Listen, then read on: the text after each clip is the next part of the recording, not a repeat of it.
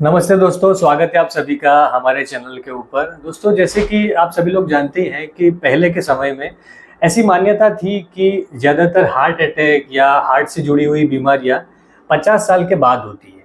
पर फिलहाल अभी की परिस्थिति अगर आप देखें तो आप देख सकते हैं, अपने आसपास में भी देख सकते हैं और आए दिन न्यूज़ में भी खबरें आपको मिलती रहती है कि 20 से लेके 25 उम्र तक, कई बार तो ऐसा भी मैंने देखा है कि 18 साल के नौजवानों को भी हार्ट की समस्या होती है और कई बार मृत्यु भी हो सकती है। तो इसके पीछे के कारण क्या है? आज हमारे साथ जो गेस्ट हैं उनका मैं आपको थोड़ा परिचय देता हूँ, जिनका नाम है डॉक्टर अनामिका गुप्ता। ये गुजरात के नडियाद एक टाउन है, वहाँ पे DDMM धर्मसी देसाई इंस्टीट्यूट है, हार्ट इंस्टीट्यूट, वहाँ पे as a MD-DM cardiologist practice करती हैं और काफ़ी सारा उनका एक्सपीरियंस है। और उनके एक्सपीरियंस से आज हम लोग जानने की कोशिश करेंगे कि ये समस्याएं क्यों हो रही है और थोड़ा डिटेल में भी जानेंगे कि क्या हमें करना चाहिए, कौन सी चीज़ें अवॉइड करनी चाहिए, उसके बारे में भी आज हम लोग डिटेल में डिस्कशन करने वाले हैं। पर उससे पहले आप सभी से रिक्वेस्ट करूंगा कि इस हमारे चैनल को ज़रूर से आप सब्सक्राइब करें, क्योंकि हमारे चैनल पर हम लोग हेल्थ से जुड़ी हुई ऐसी बहुत ही सारी इंफॉर्मेशन शेयर करते हैं जो आपके day to day routine life में आपको हेल्प कर सकते हैं। स्वागत है आपका बहुत बहुत हमारे चैनल पर, और आपने अपने बिजी शेड्यूल में से टाइम निकाला हमारे लिए, हमारे दर्शकों के लिए स्पेशली। तो मैडम, मेरा पहला सवाल ये रहेगा, और आजकल बहुत सारे लोगों का ये सवाल है, मेरी चैनल पर भी कई सारे लोग कमेंट करते हैं कि इस पर आप एक वीडियो बनाइए। तो आज आपके साथ में मुझे ये सवाल पूछना और हमारे दर्शकों के लिए भी वो बहुत ही बेहतर रहेगा कि यंग एज में आजकल हम लोग देख रहे हैं कि कार्डियक जो प्रॉब्लम हो रहे हैं, सडनली उनका हार्ट अटैक से मृत्यु हो जाती है। तो इतनी कम एज में, जैसे 18-20 उम्र के लड़के भी ये समस्या से जूझ रहे हैं, तो इसके पीछे क्या मैडम आप रीज़न देख रही है? आजकल जो हार्ट अटैक बढ़ गए हैं, उनके जो प्रमुख कारण हैं वह हम देखते हैं। सबसे महत्वपूर्ण कारण है उसमें जीवन में खान पान की शैली में बदलाव होना। इसमें फास्ट फूड, पैक्ड फूड्स और सुपरमार्केट में से लोग पूरा इतना बड़ा बड़ा जो मतलब उनको लगता है कि वो उनके लिए हेल्दी है, न्यूट्री चॉइस, मैरी चॉइस और बिस्किट्स, टोस्ट, कोल्ड ड्रिंक्स, इन सब का सेवन, इन सब में बहुत ज़्यादा शुगर्स, फैट्स और सॉल्ट होता है और प्रिजर्वेटिव्स भी होते हैं। तो ये तीनों चारों चीज़ें मिल करके हमारी बॉडी के अंदर एथेरोस्क्लेरोसिस के रिस्क को काफ़ी हद तक बढ़ा देते हैं। तो लुभावने विज्ञापनों की वजह से, मार्केटिंग की वजह से भी जीवन और इजीली अवेलेबल पैक्ड फूड की वजह से भी हमारी ज़िंदगी में हार्ट अटैक की रिस्क बहुत ज़्यादा बढ़ गई है। उसके अलावा आज की जीवन शैली में स्ट्रेस भी बहुत ज़्यादा बढ़ गया है। ओवरऑल कंपटीशन और लोग उस स्ट्रेस को भी डिबस नहीं कर पा रहे हैं। मोबाइल का यूज़, कंटिन्यूस न्यूज़ या कंटिन्यूस उनको एक स्टिमुलेशन मिलता रहता है, जिसकी वजह से sympathetic nervous system hyper activate हो जाता है। और सिंपैथेटिक नर्वस सिस्टम जब एक्टिवेट होता है तो उसमें हार्ट रेट बढ़ जाती है, हार्ट की कॉन्ट्रैक्टिलिटी बढ़ जाती है। तब हार्ट को अधिक ऑक्सीजन और अधिक रक्त की मात्रा की आवश्यकता होती है, और यदि वह नहीं मिल पाता है तो उस केस में भी हार्ट अटैक होने की संभावनाएं बहुत ज़्यादा हद तक बढ़ जाती हैं। तो जो आप बात कर रहे थे कि डांडिया में या अचानक से गाते गाते किसी सिंगर की मृत्यु हो गई, तो उस केस में सिंपैथेटिक नर्वस सिस्टम की एक्टिविटी भी बहुत ज़्यादा बढ़ने की वजह से भी हार्ट अटैक आने की रिस्क बहुत ज़्यादा बढ़ जाती है। और तीसरा कारण है कि स्मोकिंग और कोकेन और भी इस तरह के रिक्रिएशनल ड्रग्स के नाम पे जो युवा अधिक सेवन करने लगे हैं, उसके अंदर भी सिंपैथेटिक नर्वस सिस्टम और एथेरोस्क्लेरोसिस की रिस्क बहुत ज़्यादा बढ़ जाती है। स्मोकिंग के अलग अलग लुभावने विज्ञापन, वेप्स, निको फ्री सिगरेट्स, फिल्टर्स और इलेक्ट्रिक सिगरेट्स, इनकी वजह से भी सिगरेट का सेवन बहुत ज़्यादा युवाओं में बढ़ गया है। और सिगरेट में जो निकोटीन पदार्थ होता है वह रक्त धमनी को सिकुड़ाता है और नाइट्रिक ऑक्साइड के लेवल को कम करता है और एथेरोस्क्लेरोसिस के रिस्क को बढ़ाता है। और इसमें हम लोग एक फैक्टर ये भी ऐड कर सकते हैं कि आजकल आप जब देखिए तो लाइफस्टाइल में लोगों का रात को देर तक जागना, नींद पूरी ना होना, ये चीज भी हम लोग क्या उसका भी कुछ उसमें रोल होता है? नींद का भी कुछ रोल है इसमें? हाँ, इसमें नींद का बहुत बड़ा रोल है। हमारी जो 8 घंटे की नींद होती है, यदि वह एक क्वालिटी स्लीप होगी, जो कि आजकल बहुत रेयर लोग ही उसको अच्छे से अपने जीवन में अपना पाते हैं, राइट।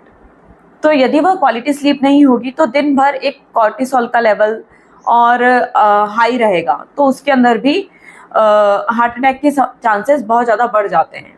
और भी जो प्रमुख कारण हैं वह है डायबिटीज़, हाइपरटेंशन और एलडीएल कोलेस्ट्रॉल का बढ़ जाना।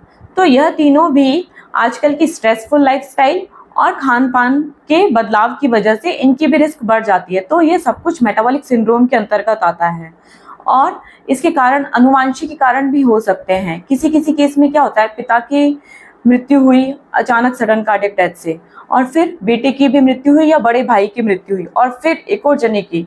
तो इसके अंदर फैमिली हिस्ट्री भी बहुत महत्वपूर्ण होती है। एक और चीज़ मैं मैडम ऐड करना चाहूँगा इसके अंदर कि आजकल मैं देख रहा हूँ कि ओबेसिटी भी ज़्यादा बढ़ रही है। एक रिस्क फैक्टर की तरीके ही हम लोग उसको लेंगे कि ज़्यादातर देखिए, पहले अमेरिका और वेस्टर्न कल्चर में ये चीज़ पहले बढ़ी थी, और आज हाँ इंडिया में भी ये चीज़ें बढ़ रही है। छोटे छोटे बच्चे देखो अभी ओवरवेट दिख रहे हैं, तो कहीं ना कहीं ये भी एक रिस्क फैक्टर ही हम लोग गिनेंगे कि उसकी वजह से भी ये समस्या हो रही है। हाँ, मोटापा भी एक रिस्क फैक्टर के रूप में आता है, क्योंकि वो ही आजकल के खान पान और सीडेंटरी लाइफस्टाइल, मोबाइल लेकर के बस बैठे रहना और बाहर प्लेग्राउंड्स में नहीं खेलने जाना, या जो पहले बैडमिंटन, क्रिकेट या और भी कोई गेम्स के लिए बच्चे बाहर जाते थे वो बहुत कम हो गया है, और मोबाइल, टीवी, लैपटॉप इसी में ज़िंदगी उनकी सिकुड़ करके रह गई है। तो यह भी सीडेंटरी लाइफस्टाइल भी एक बहुत बड़ा कारण है मोटापे के लिए और बढ़ते हुए हार्ट अटैक के लिए भी। एक मैडम कंफ्यूजन लोगों के दिमाग में भी रहता है, और कई बार मैं भी सोचता हूँ कि जो लोग इतनी फिट लाइफ जी रहे हैं, जैसे सेलिब्रिटीज़ कहीं हो गए, तो उनकी तो बहुत ऐसे शेड्यूल होता होगा, वो जिम में जाते हैं, अपने बॉडी भी एकदम शेप में रखते हैं, खान पान का बहुत ध्यान रखते हैं। इन लोगों के अंदर भी ये समस्या बढ़ रही, जैसे हमारे तो वो ध्यान में वही आ रहा है, हमारे आसपास में भी ये घटनाएं घट रही है, पर वो क्या है कि टीवी पे दिखता है, न्यूज़ में आता है, तो लोगों के ध्यान में आता है। तो ऐसी शेड्यूल में लाइफ जीना, डिसिप्लिन में लाइफ जीने के बावजूद भी ये चीज़ आ रही है, तो कहीं ना कहीं इसमें सिर्फ स्ट्रेस का ही रोल हो सकता है क्या? इसमें स्ट्रेस के साथ साथ एक और जो इम्पोर्टेंट चीज़ होती है कि बहुत ज़्यादा हाइपर एक्टिविटी करने की वजह से भी उसमें दिल की एक दीवार होती है जो वो मोटी हो जाती है।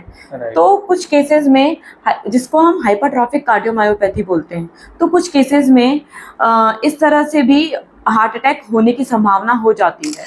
तो मैडम ये तो हम लोग समझ चुके कि आपने बताया कि कौन कौन से रिस्क फैक्टर है और क्या रीज़न है यंग एज में अटैक आने का और हार्ट प्रॉब्लम होने का। पर दूसरा एक क्वेश्चन है जो हमारी जो ऑडियंस है वो समझना चाहेंगी, मैं भी समझना चाहूँगा कि कई लोग बोलते हैं हार्ट अटैक, और अभी फ़िलहाल मैंने देखा कि के केस में जो बोला तो उन्होंने बोला कार्डियक अरेस्ट है। तो हमारी जो ऑडियंस है उनको कैसे हम लोग समझाएंगे, कैसे एक्सप्लेन करें कि क्या डिफरेंस है दोनों चीज़ों के अंदर, हार्ट अटैक और कार्डियक अरेस्ट? देखिए, हार्ट अटैक में क्या होता है कि कोई एक नस ब्लॉक होने की वजह से कोई एक हिस्सा हमारे हार्ट का काम करना बंद कर देता है, पूरे हार्ट में से छोटा सा पोर्शन, एक पोर्शन, ठीक है। हाँ। और सडन कार्डियक डेथ या कार्डियक अरेस्ट, यह एक बहुत ब्रॉड टर्म है जिसके अंदर कि हार्ट की जो इलेक्ट्रिक करंट की सप्लाई है सडनली वो बंद हो जाती है, या पूरा का पूरा हार्ट फंक्शन करना अचानक से बंद हो जाता है। जैसे कि हम इस कमरे के एमसीबी को बंद कर दें तो पूरी लाइट चली जाएगी, तो उसी तरह से हार्ट के इलेक्ट्रिकल करंट की सप्लाई बंद हो जाती है। उसके कई कारण हो सकते हैं, जिसके अंदर हार्ट अटैक एक कारण होता है सडन कार्डियक डेथ या कार्डियक अरेस्ट होने का। इसके अंदर हो सकता है कि 1 घंटे पहले उसको कुछ सिम्टम्स आए या कोई भी सिम्टम ना आए और सडनली वह कोलैप्स होके, बेहोश होके गिर जाए। उसके बाद में यदि उसके आसपास कोई है और उसको कोई सीपीआर दे, और या फिर इलेक्ट्रिकल डिफिब्रिलेटर होता है वह अप्लाई करे, तो उसकी जान को बचाया जा सकता है। पर यदि वह अकेला है, बंद कमरे में है, तो बहुत हाई रिस्क है कि सडन कार्डियक डेथ या कार्डियक अरेस्ट में उसके बचने की संभावना बहुत कम हो जाती है।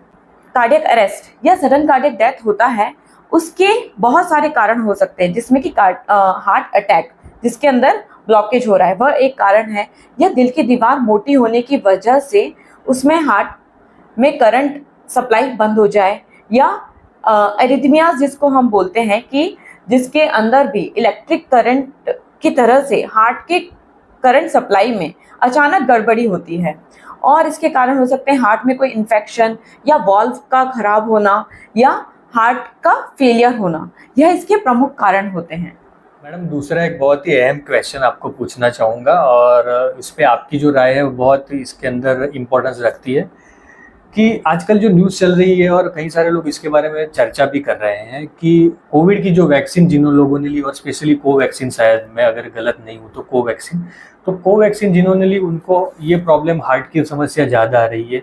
तो क्या मैडम इसका कुछ रिलेशन है वैक्सीन का और हार्ट की समस्या का? आपका क्या इसके ऊपर कुछ नज़रिया है? हाँ, कोवैक्सीन और कोविशील्ड दोनों के ही साइड इफेक्ट और रिस्क के बारे में जब वैक्सीन लगी थी तभी बताया जा चुका था, और उस वक्त ये ट्रायल फेज में ही, क्लिनिकल ट्रायल जो 3rd नंबर पे होता है उसी फेज में ही इसको लोगों में लगाया गया था। तो इसका वैक्सीन का केस तो कभी हीरो कभी विलन जैसा हो गया है। और अभी न्यूज़ में बहुत ज़्यादा जब अचानक से एस्ट्राजेनेका ने कबूल कर लिया कोर्ट में कि वैक्सीन की वजह से ही ये मृत्यु हुई थी, लेकिन इन्होंने यह रिस्क वार्निंग पहले ही जारी कर दी थी। और 1 in 1 लाख की जो हमारी सडन कार्डियक डेथ की एक रिस्क होती है, उसके हिसाब से देखें तो हमारे भारत देश में 95 करोड़ लोगों को 2 डोजेस ऑफ वैक्सीन लगी हैं। उसको यदि हम रिस्क को इसमें एक्सट्रापोलेट करें तो 10,000 लोगों की मृत्यु वैक्सीन की वजह से होनी चाहिए थी, पर ऐसा केस सिनेरियो हमने नहीं देखा है। और जो इसकी रिस्क थी, इसका जो पीछे जो मैकेनिज्म था हार्ट अटैक होने का या ब्रेन स्ट्रोक होने का, वह ये है कि थ्रोम्बोसिस विथ थ्रोम्बोसाइटोपेनिक सिंड्रोम, जिसके अंदर थक्का अचानक से जम जाता है। तो वह रिस्क जो होती है वैक्सीन लगने के 3 से 6 महीने तक ही रहती है। तो वह रिस्क का पीरियड अभी सभी लोगों में खत्म हो चुका है। और जो वैक्सीन ने हमें फायदा दिया है कि जिनको कोविड हुआ उनको वो कोविड सीवियरिटी में नहीं हुआ, और जिनको नहीं हुआ उनके लिए वह प्रोटेक्टिव वे में रही है। तो उसके फायदे बहुत ज़्यादा थे। जो कि ये रिस्क थी, जो कि बहुत नेग्लिजिबल रिस्क थी, तो उसके हम फायदे देखें तो वो फायदे बहुत ज़्यादा थे। और अभी वो जो रिस्क का पीरियड है वो बिल्कुल एंड हो चुका है। तो आप लोगों को बिल्कुल भी घबराने की कोई ज़रूरत नहीं है कि वैक्सीन की वजह से हमें अभी हार्ट अटैक हो सकता है क्या। मेरे पास में ओपीडी में भी पेशेंट्स आते हैं जो कि पूछते हैं कि हमने कोविशील्ड लिया था, अब हम क्या करें, सारी जांचें कराएं क्या, या हमें एंजियोग्राफी से कोई फ़ायदा होगा क्या। तो उन केसेस में मैं कहूँगी कि यदि आप अबव 40 हैं तो आप ईसीजी, इको या टीएमटी इतने टेस्ट करा सकते हैं, लेकिन एंजियोग्राफी की बिल्कुल भी आवश्यकता नहीं है, क्योंकि वह रिस्क का पीरियड अभी ओवर हो चुका है। 2022 में ही सबको वैक्सीन लग चुकी है, और अभी 2024 में उस वैक्सीन की वजह से आप किसी को यह रिस्क फैक्टर इफेक्ट नहीं करने वाला है। तो मैडम हम लोगों ने ये जो समस्या हमारी थी उसके बारे में तो डिटेल में बात की और हमारे दर्शकों को ये काफ़ी अच्छी जानकारी आपने दी, और हम लोग आगे बढ़ते हैं अभी सॉल्यूशन के ऊपर। सॉल्यूशन क्या है? ये जो समस्याएं हो रही है, यंग एज में हार्ट प्रॉब्लम्स हो रहे हैं, अटैक्स आ रहे हैं, तो अभी सॉल्यूशन के ऊपर बात करते हैं। जैसे कि आपने एक बड़ा रिस्क फैक्टर मुझे बताया कि जो स्ट्रेस है, तो मेरा जो सब्जेक्ट भी वही है। मैं भी काफ़ी सारे पेशेंट देखता हूँ, तो उन लोगों में भी जो सबसे बड़ा फैक्टर मुझे भी दिखता है तो स्ट्रेस एक अंडर कवर वही है। तो उसके लिए तो बहुत से हमारे पास आइडियाज़ है, बहुत से सॉल्यूशंस है, जैसे कि योगा हो गया, आप डीप ब्रीदिंग कर सकते हैं। मैं ज़्यादातर फोकस करता हूँ सोशलाइज होने पे, यानी अपने आप को थोड़ा हम लोग एक्सप्रेस करें, जो भी हमारी समस्याएं हैं किसी के साथ शेयर करें, तो कहीं ना कहीं हमारा जो स्ट्रेस लेवल होता है वो कम होता है। समस्याएं हैं वो किसी आप जो रिलायबल जिसका जो पर्सन हो उसके साथ शेयर करें। अगर आपके पास ऐसा कोई आदमी नहीं है नज़दीक का, तो मेरे जैसे टेक्निकल कोई लोग हैं उनके साथ भी आप जाकर, अभी तो अवेयरनेस बढ़ रही है, तो आप जाकर अपनी जो समस्या है वो शेयर करेंगे तो भी आपका जो स्ट्रेस लेवल है, बर्डन है, वो कम होगा। मैडम आपका क्या ख्याल है इसके बारे में? हाँ, आप बहुत अच्छे से लोगों की मदद कर रहे हैं कि लोगों का स्ट्रेस डीबस्ट हो सके और वो अपनी प्रॉब्लम्स शेयर करके कोई बिहेवियरल थेरेपी के थ्रू उस अवसाद से या स्ट्रेस से, डिप्रेशन से बाहर निकल सके। तो इसमें आप बहुत अच्छा रोल निभा रहे हैं। 90% जो आपकी बीमारियां होती हैं वो आपके मेंटल थॉट्स की वजह से होती हैं, तो आप अपने थॉट्स को कंट्रोल कर सकते हैं। तो थॉट्स को कंट्रोल करने के लिए जो बाहर खेलना, नेचर में जाना या नेचर को अप्रिशिएट करना, इस तरह से अलग अलग थेरेपीज़ जैसे कि योग, प्राणायाम और बिहेवियरल थेरेपीज़ या नेचर वॉक के माध्यम से यदि आप अपने स्ट्रेस को कंट्रोल कर लेते हैं तो आपकी स्लीप की क्वालिटी अच्छी होगी और बिंज ईटिंग या क्रेविंग्स नहीं होंगी, जिसकी वजह से आप फास्ट फूड या अनहेल्दी फूड नहीं कंज्यूम करेंगे। और फिजिकल एक्टिविटीज करने से आप अपने हार्ट अटैक के रिस्क को काफ़ी हद तक कम कर सकते हैं, क्योंकि फिजिकल एक्टिविटी किसी भी फॉर्म में करें तो वो हमारी बॉडी में नाइट्रिक ऑक्साइड को रिलीज करता है, जो कि एक नेचुरल वैसोडाइलेटर होता है, जिसकी वजह से आर्टरीज की सिकुड़न कम हो जाती है और आर्टरीज डायलेट हो जाती हैं, तो ब्लड सप्लाई हर ऑर्गन में अच्छे से पहुंचती है। तो कोई भी एक्सरसाइज, चाहे वो साइकिलिंग हो, स्विमिंग हो, जॉगिंग हो, मॉर्निंग वॉक हो, बैडमिंटन खेलना हो या क्रिकेट खेलना हो, but outdoor activities are more preferable. But gym भी कर सकते हैं, लेकिन एक लिमिट में करना है और धीरे धीरे उसको ग्रेजुअली इंक्रीज करना है, ताकि आप अपनी क्षमता के अंदर रह करके करें। अपनी क्षमता से बाहर जा करके कुछ भी अचानक से या जोश में आकर के करने की कोशिश ना करें कि आप एक दो दिन गए और कहीं स्प्रेन हो गया, स्ट्रेन हो गया, तो उन इंजरीज से भी बच करके ही रहें। तो आप धीरे धीरे ग्रेजुअली फिजिकल एक्टिविटीज को अपनी लाइफ में जोड़ते हुए अपने हार्ट अटैक के रिस्क को कम कर सकते हैं। और जब आप इस तरह से एक्टिविटीज करेंगे तो आपकी क्रेविंग्स भी कम होगी, मेटाबॉलिज्म बूस्ट अप होगा। और फास्ट फूड ना खाएं जिसमें salts, sugars and saturated fats, इनका उपयोग बहुत कम करें। सॉल्ट की लिमिट जो है वो 5 ग्राम प्रतिदिन से कम होनी चाहिए। शुगर लगभग 5 चम्मच पूरे दिन भर में एक जने के लिए, उससे कम होना चाहिए। और सैचुरेटेड फैट्स जो हैं वह 5 से 6% से कम होना चाहिए। जब आप डाइट की बात करें तो एक क्वेश्चन मैं आपको यहाँ पे करना चाहूँगा कि घी के बारे में भी काफ़ी सारी ऐसी भ्रमणा है। आजकल लोग बोल रहे हैं कि भाई घी नहीं खाना। कई लोग तो मैं देखा कि घी बिल्कुल नहीं खा रहे हैं, ये डर की वजह से कि कहीं हमारा कोलेस्ट्रॉल लेवल बढ़ ना जाए। तो मैडम इस पर आपकी क्या राय है? हाँ, मैं कहूँगी यदि कहीं से भी आपको गाय का देसी गाय का शुद्ध घी मिलता है तो वह ज़रूर खाएं। मतलब घी को एक बुरी नज़र से ना देखें। दिन भर में यदि आप 2 चम्मच घी लेंगे तो वो आपको 80 कैलोरीज के बराबर होगा अप्रॉक्स। तो उतना घी आप दैनिक जीवन में एटलीस्ट रोटी पे लगा के या खिचड़ी में डाल करके, दाल में डाल करके आप कंज्यूम कर सकते हैं। उससे आपको कोई नुकसान नहीं होने वाला है। नुकसान आपको तब होगा जब आप बिल्कुल पूरे दिन भर बैठे रहें, कोई भी फिजिकल एक्टिविटी ना करें। तो फिजिकल एक्टिविटी को भी इन्वॉल्व करें और हेल्दी डाइटरी हैबिट्स को अपने लाइफस्टाइल में इन्वॉल्व करें। वह आपके लिए बहुत बेनिफिशियल होगा। Cold drinks, fast food, packed food, supermarket से लाया हुआ ready to make and ready to eat foods, वह अवॉइड करें। और शाम का खाना आप 7-8 बजे तक खा लें, ताकि वो डाइजेस्ट भी इजीली हो जाए और आपको नींद भी अच्छी आएगी, यदि आपका पेट थोड़ा हल्का होकर के आप सोने जाएंगे तो। और अपनी स्लीप को भी रेगुलराइज करने के लिए आप अपना जो डिजिटल मीडिया है उसको एटलीस्ट 1 घंटा पहले बंद कर दें। फ़ोन, टेलीविज़न, न्यूज़, इन सब चीज़ों को 1 घंटा पहले बंद कर दें। 1 घंटा पहले बेड पर जाकर के कुछ बुक रीडिंग्स या लाइट म्यूजिक सुनना, ऐसी हेल्दी हैबिट्स अपना करके आप अपनी स्लीप को भी रेगुलेट करेंगे तो उससे डिस्ट्रेस होने में भी मदद मिलेगी और ओवरऑल नेक्स्ट डे भी आपका बहुत अच्छा निकलेगा। मैडम यहाँ पे आपने बहुत ही अच्छी जानकारी दी है, पर फिर भी हम लोग अगर हमारी पूरी जो बातचीत है, चर्चा को अगर हम कंक्लूड करना चाहेंगे तो आप बुलेट पॉइंट्स में ऐसा क्या बताना चाहेंगे जिससे कि हमारे दर्शकों को सीधी इन्फॉर्मेशन मिले कि क्या करना चाहिए, क्या नहीं करना चाहिए? हाँ, सबसे इम्पॉर्टेंट है कि जो भी स्मोकिंग, अल्कोहल या ड्रग्स आप लेते हैं तो उसको छोड़ने का प्रयास करें। किसी डी एडिक्शन सेंटर या किटलाइन की या किसी दोस्त परिजनों की मदद ले सकते हैं और डॉक्टर भी आपको इसमें अच्छे से सलाह कर सकते हैं। तो आप पहले अपने आप को अवेयर कीजिए, क्योंकि आपको पहली बार या सिगरेट या शराब किसी और ने पिलाई होती है, उसके बाद आप इसके आदी हो जाते हैं। इस एडिक्शन का आपको कोई भी फायदा नहीं हो रहा है, फिर भी आप बस निरंतर इसको लेते जा रहे हैं, तो आप इसको छोड़ने की कोशिश करें। दूसरा है फिजिकली एक्टिव रहें किसी भी फॉर्म में, जो आपके लिए डेली करना पॉसिबल हो और जो आप लाइफ लॉन्ग कर पाएं। इस तरह का कोई एक्टिविटी लें। ज़रूरी नहीं है कि आप जिम ज्वाइन करें, उसकी 6 महीने की मेंबरशिप भरें। तो जो आप डेली रूटीन में कर पाएं और आप सिंपल एक्सरसाइजेज, जॉइंट रोटेशन या 2-3 योगा एक्सरसाइजेज, सूर्य नमस्कार, इस तरह का आप 10 से 15 मिनट भी यदि सुबह सुबह निकाल लेते हैं तो आपका पूरा दिन बहुत अच्छे से निकलेगा। तीसरा सबसे इम्पॉर्टेंट जो मैं मानती हूँ कि अपनी डाइटरी लाइफस्टाइल को सही करें।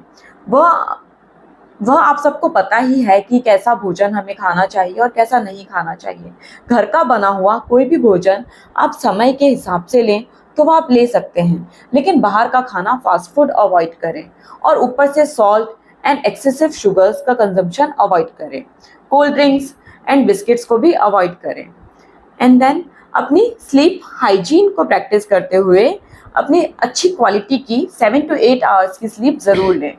तो यदि आप रात को जल्दी सोएंगे तो आप सुबह जल्दी उठ पाएंगे और आप अपना एक रूटीन बना पाएंगे, एक्सरसाइजेस के लिए भी टाइम निकाल पाएंगे। क्योंकि मोबाइल देखने के लिए, इंस्टाग्राम, फेसबुक देखने के लिए तो टाइम निकल जाता है, बट एक्सरसाइज के लिए टाइम नहीं निकाल पाते हैं। तो आपको अपना एक डेली रूटीन मैनेज करते हुए टाइम निकालना है।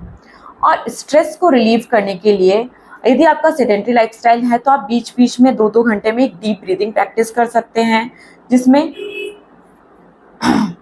आप डीप ब्रीदिंग प्रैक्टिस कर सकते हैं। बीच में 5-10 मिनट की वॉक ले सकते हैं और साथ में 5 मिनट का प्राणायाम को यदि आप जरूर इन्वॉल्व करेंगे, जिसमें कुछ 3-4 बेसिक प्राणायाम होते हैं, वह इन्वॉल्व करेंगे तो आपका ओवरऑल स्ट्रेस कम हो जाएगा। सिंपैथेटिक नर्वस सिस्टम, जो कि हमारी दवाइयाँ जो होती हैं वह भी इन्हीं सिस्टम पे एक्ट करती हैं, तो हमें बाहर से दवाइयाँ लेने की आवश्यकता, उनके साइड इफ़ेक्ट्स भी कम हो जाएंगे। और पूरी ओवरऑल हेल्थ जो है, डायबिटीज़, एक्सेसिव कोलेस्ट्रॉल, हाइपरटेंशन और हार्ट अटैक के रिस्क सभी को हम काफ़ी हद तक कम कर पाएंगे। और अपने आप को डिस्ट्रेस करने के लिए आप अपनी बातें किसी से शेयर कर सकते हैं या आप लिख करके रख सकते हैं उनको। तो इस तरह से भी आप अपने आप दिल को थोड़ा खाली करने की आवश्यकता है। और उसके लिए आप लाइट म्यूज़िक ज़रूर सुनें, क्योंकि म्यूज़िक बहुत अच्छे से आपको हील करता है। और आप कुछ इसमें से सलाह देना चाहेंगे डिस्ट्रेस करने के बारे में? जैसे कि आपने मैडम बताया, हम लोगों ने पहले भी बात की कि सबसे बड़ा जो रोल है वो स्ट्रेस है। और मेडिकल साइंस भी एग्री करता है कि हमारे जो 80 से 90% जितने डिसीज़ है वो साइकोसोमेटिक, यानी उसका जन्म होता है हमारे दिमाग से, स्ट्रेस से होता है। तो कहीं ना कहीं हमारे ये जो स्ट्रेस को कंट्रोल करना बहुत ही ज़रूरी है। और आज हमारी पूरी चर्चा में हम लोगों ने इसके ऊपर बहुत ही जोर दिया है और कई सारे ऐसे सॉल्यूशंस भी आपको प्रोवाइड किए हैं, तो आप उसको ज़रूर फॉलो करें। और मैडम ने जिस तरीके से वैक्सीन के बारे में बात किया, वो भी आप अपने ध्यान में रखिए। उसके बाद में जो जो डाइटरी उन्होंने जो बताया कि आपको ये खाना है, ये नहीं खाना है, घी के बारे में भी एक इम्पॉर्टेंट जो क्वेश्चन था वो भी मैंने उनसे पूछा। तो आप सेफली घी कंज्यूम कर सकते हैं, पर हाँ, घी खा के बैठे नहीं रहना है, घी खा के आपको फिजिकल एक्टिविटी करते रहना है। तो आज का हमारा जो ये वीडियो था, ये प्रोग्राम था, आपको कैसा लगा उसके ऊपर आप ज़रूर अपनी राय रखिए। और आप फ्यूचर में किस प्रकार के टॉपिक के ऊपर हमारे कुछ एक्सपेक्टेशन आपकी हो कि इस टॉपिक के ऊपर आप लाइए, नए वीडियो बनाइए, तो वो भी हमें कमेंट सेक्शन में बताइए। और अगर आप हमसे व्हाट्सएप के माध्यम से जुड़ना चाहते हैं तो मुझे कमेंट सेक्शन में आप लिंक लिख के भेजिए, मैं आपको लिंक भेजूंगा, जिससे कि आप हमसे व्हाट्सएप के माध्यम से भी जुड़ पाएंगे। फिर से एक बार मैडम का शुक्रिया मैडम, आपका कीमती वक्त निकालने के लिए और हमारी चैनल से जुड़ने के लिए। फ्यूचर में भी हम एक्सपेक्ट करेंगे कि कुछ ऐसे टॉपिक पे हम लोग साथ में ऐसा हमारे दर्शकों के लिए कुछ विषय पर चर्चा करें, जिससे उनको भी फायदा मिले। Thank you very much madam. आपका बहुत बहुत आभार, आपने मुझे इनवाइट किया। Thank you.